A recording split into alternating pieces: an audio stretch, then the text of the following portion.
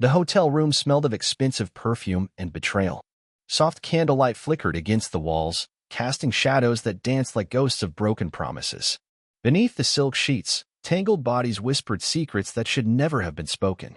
And then, there was her laugh, the same one that used to belong to me, now staining the air in a place where I was never meant to be. I wasn't supposed to be here. But something had felt wrong for months. The late-night work meetings, the sudden obsession with her phone, the way she started dressing like she was auditioning for a music video instead of heading to the office. When I called her earlier tonight, she let it ring out. Twice. Said she was too exhausted to talk. And yet, here she was. Through the barely open door, I saw Jessica, my wife of 8 years, wrapped around another man like he was the center of her universe. Michael, the guy who had shaken my hand at our last dinner party, now had his hands all over the woman who once vowed to love me forever. Something inside me snapped. I pushed the door open, not bothering to be quiet. The noise startled them, and they turned their heads in sync, Jessica's eyes widening in horror, Michael's face twisting from pleasure to panic. She pulled the sheets up around herself, as if that could hide the damage already done. "You've got to be kidding me," I said, voice steady but burning. Jessica blinked, lips parting, searching for an excuse, a lie, something to manipulate the situation like she always did. "Ethan, what? Why are you here?" I stepped inside, my heartbeat hammering against my ribs, but my face gave nothing away. "Oh, I don't know, Jess.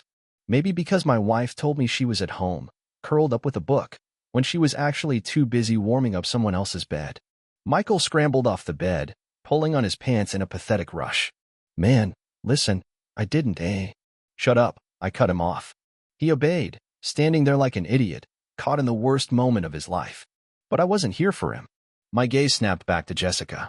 "Tell me," I said, my voice low and even, "how long has this been going on?" She hesitated. That was all I needed to know. I let out a bitter laugh. "Jesus, I bet it's been months. Maybe even years. And you," I pointed at Michael. "You sat in my house, drank my whiskey, pretended to be my friend while you were screwing my wife." Michael had no words. He just stood there, rubbing his wrist like a scolded child. Jessica, on the other hand, finally found her voice, unfortunately. "Okay, fine," she snapped, flipping into defense mode. "Yes, I cheated. But don't act like I'm the bad guy here, Ethan. You were always working, always so dull. I needed excitement. I needed a real man." I stared at her, a cold realization settling in. There was no remorse in her eyes. No guilt. Just annoyance that she had been caught. A slow smirk curled on my lips. "A real man," I echoed. "Jessica, if you needed a real man, then why the hell did you marry me? Or was I just your stepping stone to the next thrill?" She scoffed. "Oh, don't give me that wounded puppy act. You're acting like some tragic victim. You're just pissed because you finally found out." There it was. No apology. No regret. Just arrogance. Michael shifted uncomfortably. "Look, dude, maybe we should. I told you to shut up," I said again, this time with enough venom to make him swallow his words. Jessica rolled her eyes. "Oh, so now you're some tough guy? Please. You're not going to do anything, Ethan. You're just going to stand there and whine about how much I hurt you, and then what? Cry about it? Leave? You're predictable." Maybe I was.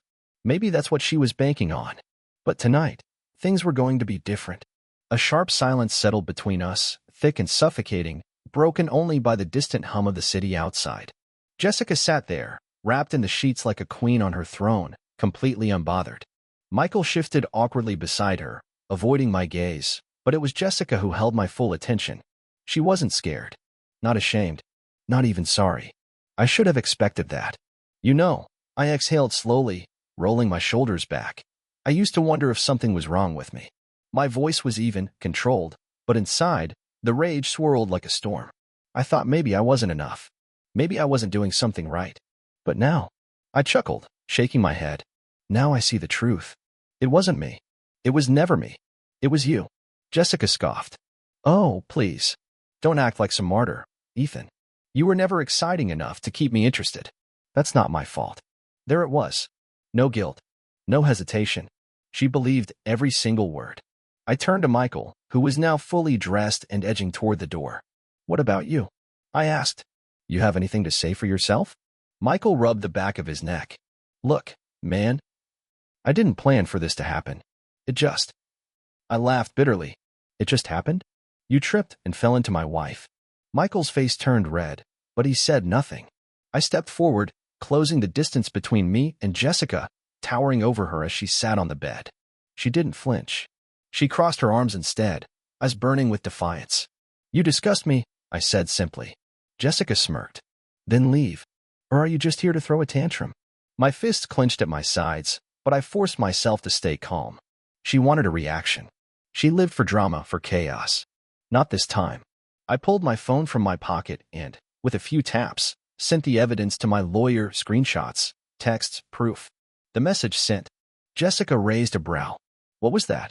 I met her gaze, letting the weight of my next words sink in. That was me ending this joke of a marriage. Her smirk faltered for a split second. Just a flash of something surprise? Panic? But then she covered it up with a laugh. Oh, sure. Go ahead, Ethan. Run to your lawyer like a good little boy. But you'll be crawling back once you realize how much you're losing. I tilted my head. Losing? She leaned back, confidence returning. You think you're in control? Let me remind you, sweetheart, I own half of everything. That house? Half mine. Your business? Half mine. Your money? Mine. Michael was nearly at the door now, gripping the handle like his life depended on it. Smart man. He was finally realizing he was just another toy in her little game. I smiled. That's cute, Jessica. But you really should have read the prenup before you started playing games. The color drained from her face. I let the silence drag. Let the realization sink in. She hadn't even thought about it. You wouldn't, she started, but her voice wasn't as strong now. I cut her off. Already did. The paperwork's on its way. You leave with what you came with. Her mouth opened and closed like a fish gasping for air. For the first time in years, she was speechless. Michael, sensing the shift in power, decided now was his moment to flee. I should. Go. Jessica shot him a glare. Really? You're leaving me now? Michael didn't answer. He just yanked the door open and vanished like a coward. Jessica turned back to me, eyes blazing. You son of a... Careful, I warned, my voice dangerously calm. Choose your next words wisely. Her lips pressed into a thin line. For the first time, she looked at me. Not at the man she had manipulated for years. Not at the predictable husband she could toy with, but at someone she had underestimated. Get out, she spat. I smiled. Gladly. Without another word, I turned on my heel and walked out, leaving her behind in that cheap hotel room, drowning in her own mess. The moment the door shut behind me, I let out a breath. My hands still trembled, adrenaline coursing through me, but a weight had lifted. The woman I had loved was gone. Or maybe she was never real to begin with. Either way, this was only the beginning. The cold night air hit me like a slap, sharp and sobering. The door to that pathetic hotel room had closed behind me, but the echoes of Jessica's venomous words still clung to my skin. Every step away felt like breaking a chain that had been wrapped around my neck for years. I walked to my car, fists clenched at my sides, my heart still hammering like a war drum. It would have been so easy to lose control, to break something, to scream, to throw punches until the anger inside me bled out. But I didn't. I wouldn't give her that satisfaction. As I gripped the steering wheel, a thought settled in my mind, cold and unshakable. Jessica thought this was over. She thought she had won. But the game had only just begun. The next morning, I woke up to the familiar scent of coffee brewing in the kitchen. Only this time, it wasn't Jessica's doing. She hadn't been home since last night. Not that I expected her to be. Instead, it was my best friend, Nick, standing by the counter, scrolling through his phone with an amused expression. He glanced up when he saw me. Man, he said, shaking his head, your wife's got some nerve. I grabbed a mug and poured myself a cup, the warmth seeping into my fingers. What now? Nick turned his phone toward me. Jessica's social media was flooded with her usual nonsense, but one post stood out. Ladies, never let a weak man hold you back. Know your worth. Upgrade. #independent woman. I laughed. Not because it was funny, but because it was exactly what I expected from her. No accountability, no shame, just a pathetic attempt to paint herself as the victim. Nick raised a brow. You gonna let that slide? I took a slow sip of coffee. Oh, she can say whatever she wants. It won't change the fact that she's about to lose everything. Nick grinned.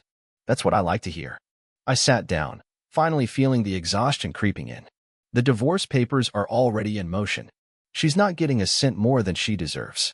Nick leaned forward, suddenly serious. Yeah, but you know she won't go down without a fight. right? Women like Jessica, they don't just walk away. She's gonna make this as ugly as possible. He wasn't wrong. Jessica was many things: a liar, a manipulator, a selfish, entitled brat, but above all, she was a sore loser. And she would do anything to make sure she didn't come out of this looking weak. I set my mug down, my jaw tightening. Then let her try. I didn't have to wait long for her next move.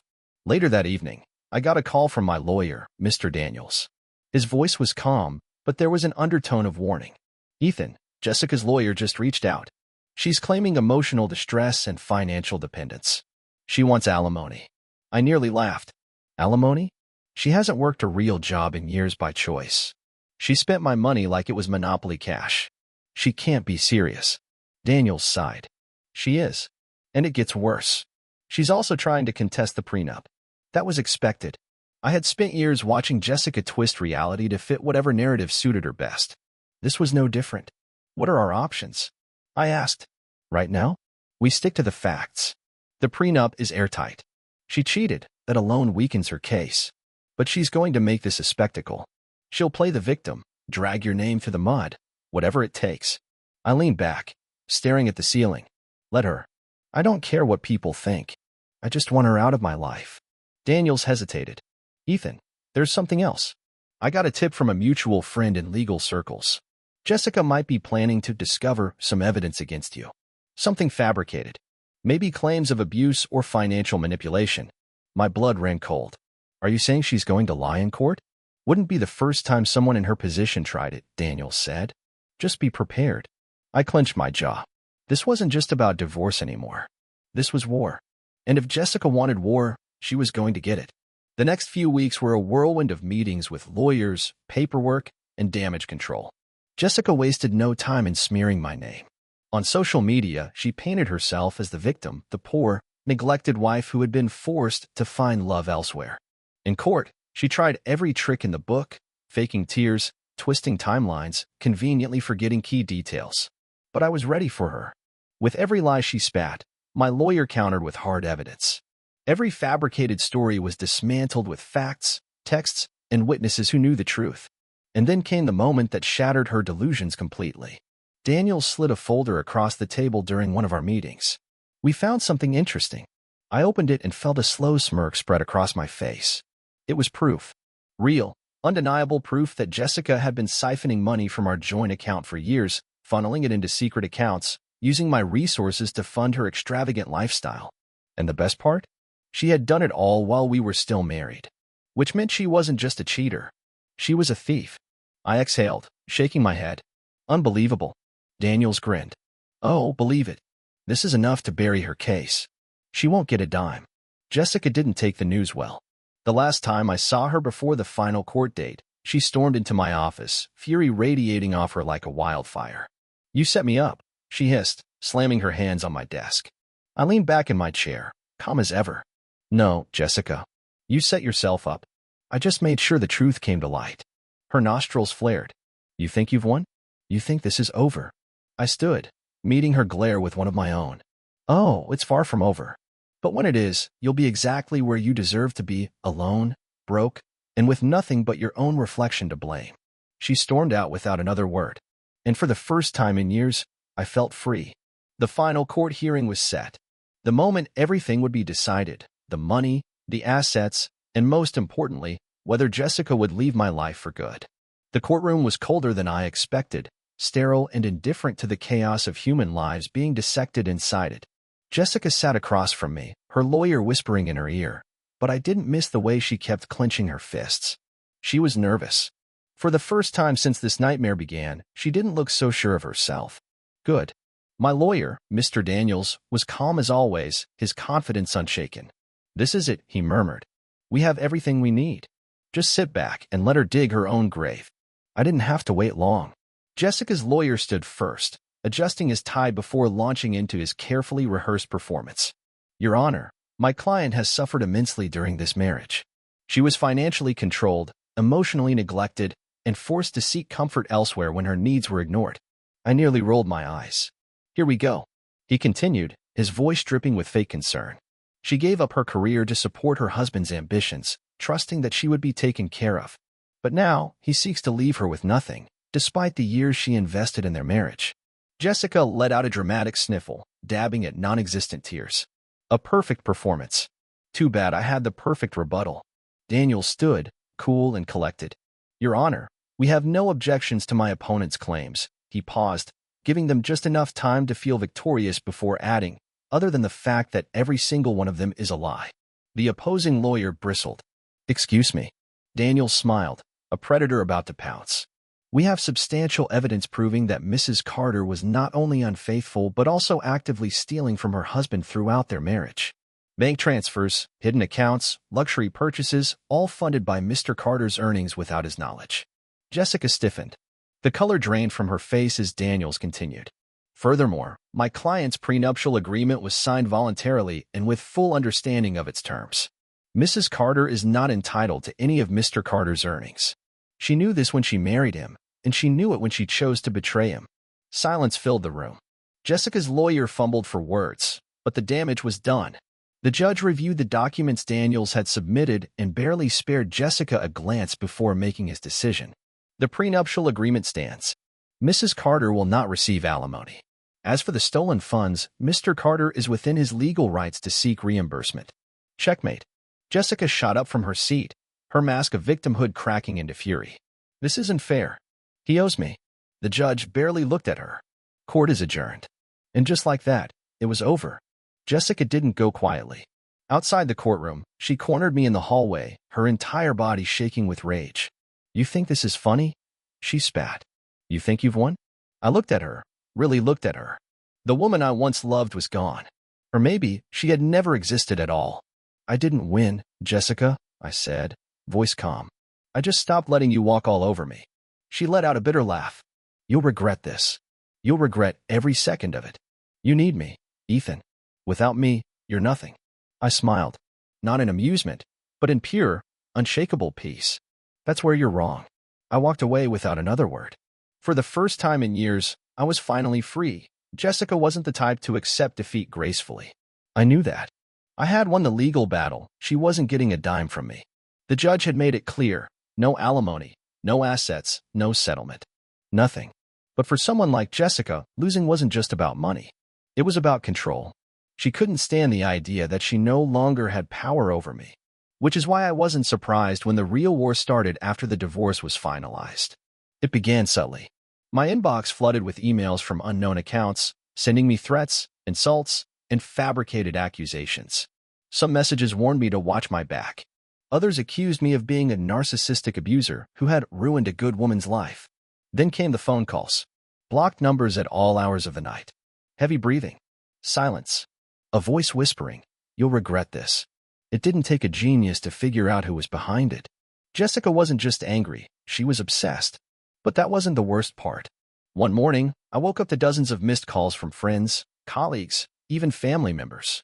Confused, I opened my phone and immediately saw why. Jessica had gone public. She had posted a long, dramatic essay on every social media platform, painting herself as the ultimate victim.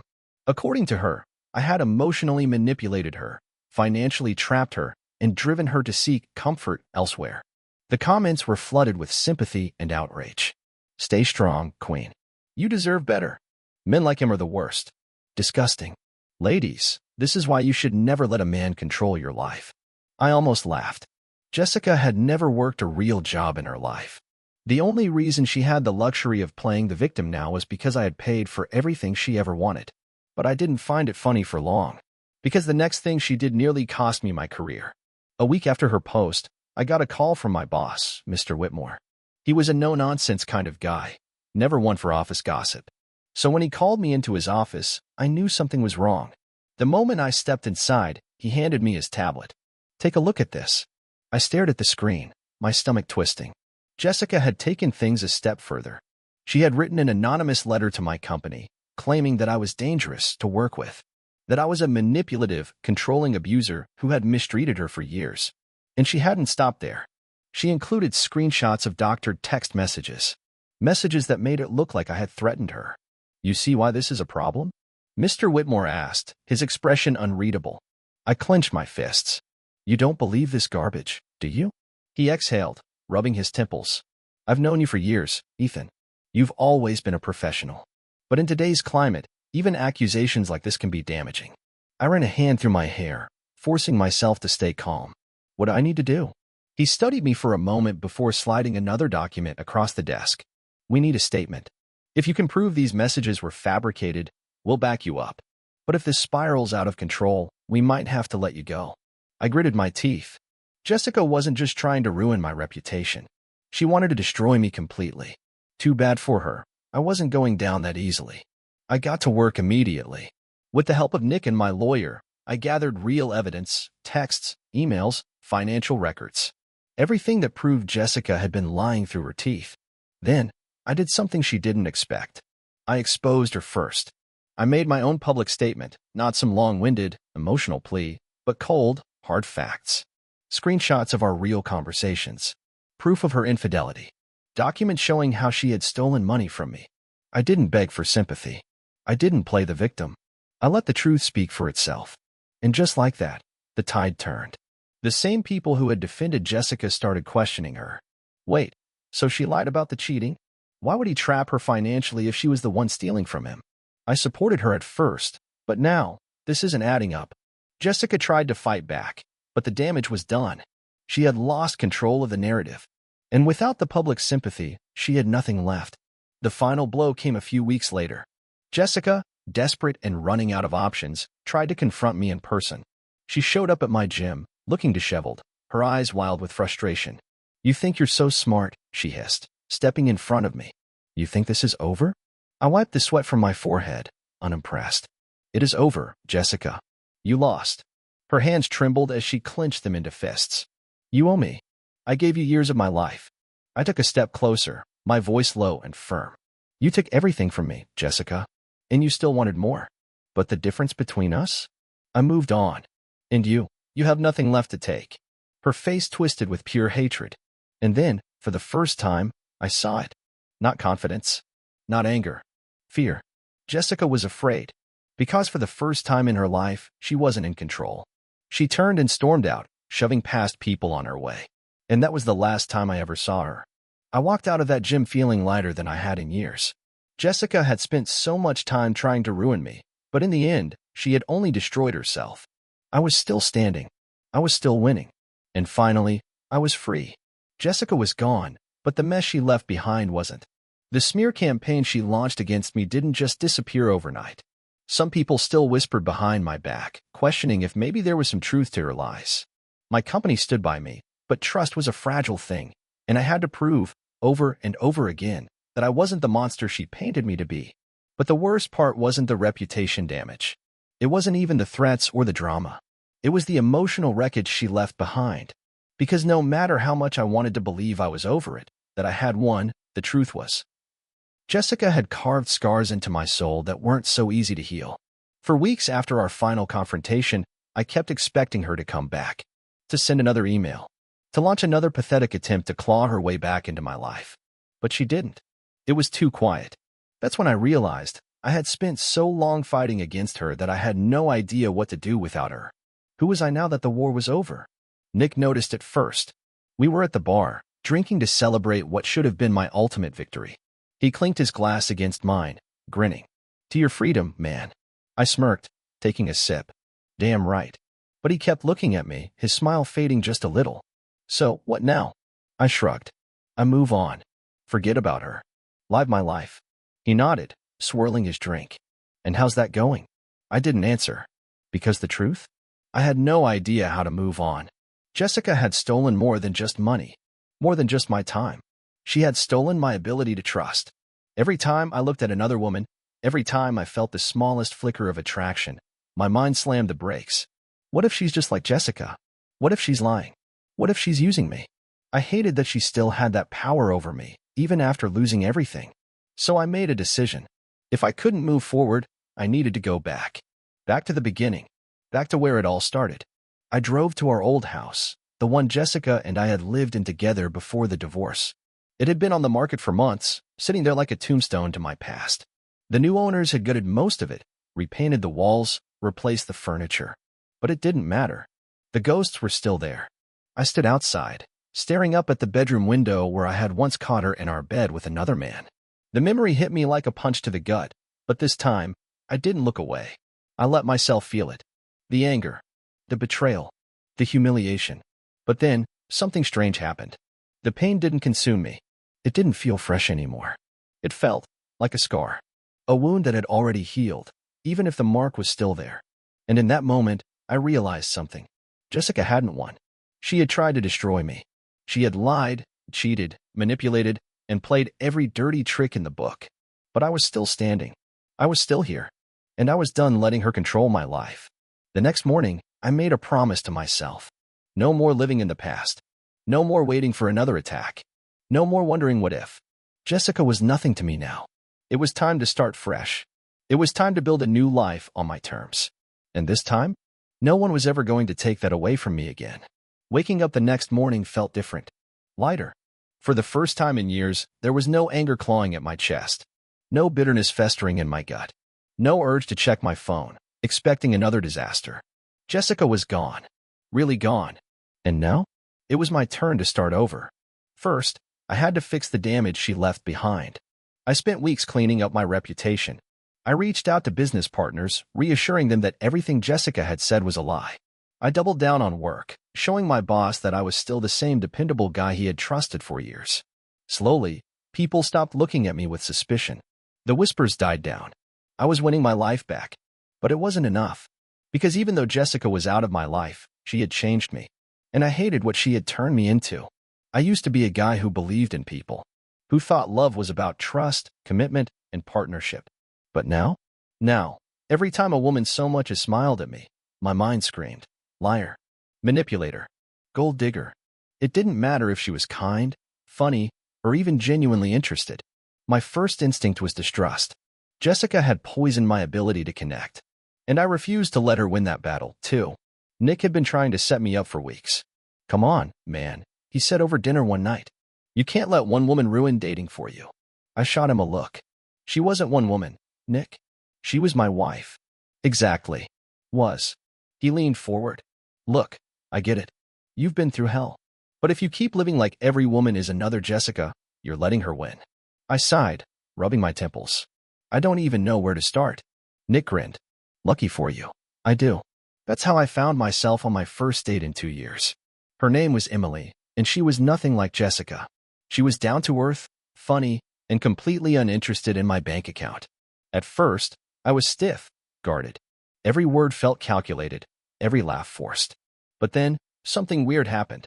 I started enjoying myself. We talked about everything: movies, travel, childhood memories. For the first time in forever, I wasn't thinking about betrayal, revenge, or how to protect myself. I was just living. At the end of the night, she smiled and said, "You're a great guy, Ethan. I'd love to do this again." And for the first time, I actually wanted to say yes. Dating wasn't easy. There were moments when my past crept in, whispering doubts in my ear. What if she's lying? What if she's just another Jessica? But the more I got to know Emily, the quieter those voices became. She wasn't perfect. She had her flaws, just like anyone else. But she was real, and real was all I wanted. One night, months later, we were walking by the waterfront when she suddenly stopped and looked at me. "You're different from the first time we met," she said softly. I raised an eyebrow. "How so?" "You're lighter now. Less guarded." She smiled. "Like you finally let go of whatever was holding you back." I stared at her for a long moment. Then I laughed. Because for the first time, I realized she was right. Jessica was nothing but a distant memory. A mistake I had survived. And I was finally free. Months had passed since Jessica had slithered out of my life, leaving behind only the wreckage of her own making. The scars she left on me weren't just emotional, they were lessons. And as I sat on my apartment balcony, watching the city lights flicker below, I realized I wasn't just surviving anymore. I was thriving. Emily had been right. I was different. Jessica had taken everything she could, but she had failed to take me. Instead of breaking me, she had forced me to rebuild myself stronger, smarter, and completely untouchable by people like her. And now? It was time to make sure no one else had to go through what I did. Nick and I had always talked about starting something together, but life, work, and relationships had gotten in the way. Now, with my life back on track, I was ready. "You're serious?" Nick asked, leaning back in his chair, a beer in his hand. I nodded. Dead serious. He whistled. You really want to start a business helping men protect themselves from women like Jessica? I finished for him. Yeah, I do. Nick took a sip of his drink, thinking it over. I mean, there's definitely a market for it. Divorce rates are sky high. More guys are getting wiped out in settlements. But what exactly are you thinking? I leaned forward. A platform. A network. Something that teaches men to be prepared. How to recognize red flags. How to protect their assets. How to make sure they never get played like I did. Nick grinned. A survival guide for men? I smirked. More like a damn shield. And just like that, Legacy Shield was born. The idea took off faster than I expected. Men from all walks of life, young guys just starting their careers, middle-aged businessmen burned by gold diggers, even fathers trying to protect their sons, started reaching out. I shared my story, my mistakes, and most importantly, my solutions. It wasn't about bitterness or revenge. It wasn't about hating women. It was about wisdom. Because the truth is, not every woman is a Jessica. But knowing how to spot the ones who are? That's power. And I was making sure no man ever had to learn the hard way like I did. One night, as I was going through emails from men thanking me for helping them avoid disaster, Emily walked in, wrapping her arms around my shoulders. You look happy, she murmured. I turned my chair to face her, pulling her into my lap. I am. She smiled, brushing her fingers through my hair. You did it, you know? I raised an eyebrow. Did what? Turn the worst thing that ever happened to you into something good. I studied her for a moment, then nodded. Yeah, I really had. Jessica had tried to destroy me. Instead, she made me unstoppable.